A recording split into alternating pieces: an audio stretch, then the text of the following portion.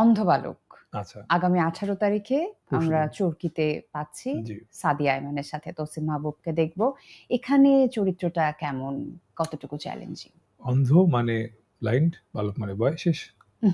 তার মানে আমরা অন্ধ বালক হিসেবে দেখতে পাচ্ছি না আসলে নাকি? নামটা যেরকম সাজেস্ট করে বিষয়টা আসলে শুধু বালক বলতে মানে অন্ধর উপর এমফাসিস রেখে হুম, আহ, অন্ধ অনেক কিছু হতে পারে, অন্ধ ভক্তি, অন্ধ বিশ্বাস, তারপর এটি ধরেন এতটুকুই। সো আমরা যে কোনো কিছু অন্ধভাবে করা উচিত না, জেনে শুনে দেখে করা উচিত। হুম। সেটা প্রেম ভালোবাসা হোক, সেটা কাউকে আহ, টাকা ধার দেওয়া হোক, বা যে কোনো কিছু।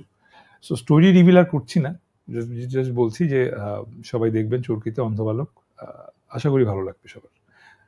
ওকে, খোয়াবনামা নিয়েও আলোচনা হয়েছে, আশা করছি অন্ধ বালক নিয়েও অতটাই প্রশংসা পাবেন, ইনশাল্লাহ। আলোচনা হবে। ভিকি জাহেদের উপরে আসলে সবার একটা আস্থা আছে যে দারুণ কিছু দেখতে পাবো, দর্শকরা এরকমটা ভিন্ন এক্সপেক্ট কিছু। করে। তো ভিকি জাহেদ আর তৌসিফ মাহবুবের যেহেতু পরপর দুটো প্রজেক্ট, তাদের কেমিস্ট্রিটা কিরকম?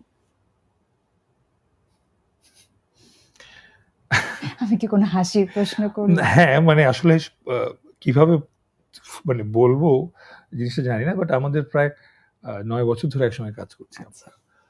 ভিকি ভাইয়ের I think second short film থেকে আমি ওনার সঙ্গে কাজ করছি। ওনার ফার্স্ট শর্ট ফিল্ম সম্ভবত আমার যতটুকু মনে পড়ে moments, and second short film হচ্ছে দেয়াল। সো সেকেন্ড বা third if I am not wrong.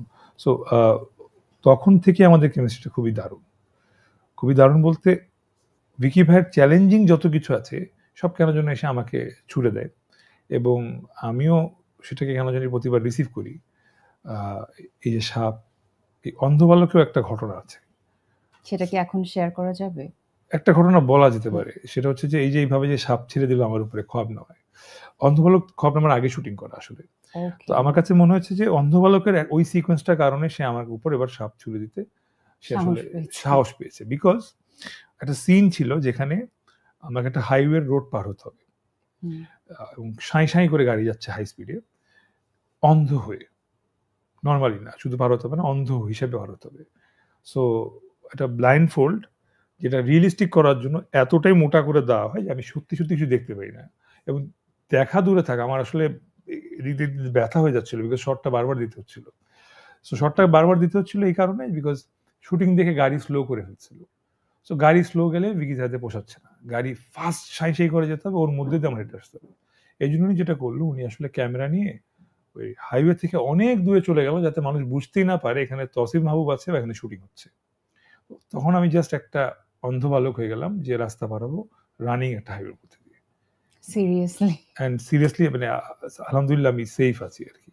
So তার সাথে আমার সম্পর্কটা অনেকটা এরকম যে সে আমাকে চ্যালেঞ্জ দেয়, আমি চ্যালেঞ্জ ওভারকাম করে। ওই ভরসার জায়গাটা তো আপনি অর্জন করেছেন জন্যই সে আপনাকে দিয়ে এক্সপেরিমেন্ট গুলো করায়, তাই না? হ্যাঁ, বাট লাইক আফটার খোয়াবনামা আমার ফ্যামিলি থেকে নিষেধ করে দিয়েছে যে এরকম চ্যালেঞ্জ আর নেওয়া যাবে না।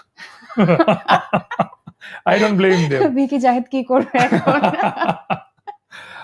আমাদের কথা চলছে, সামনে একটা বড় কাজ করবে ইনশাআল্লাহ। ফ্যামিলিকে কি বলবেন? উনি তো মনে হচ্ছে আবার কিছু একটা করবেন আপনাকে নিয়ে। আমার তো তাই মনে হচ্ছে।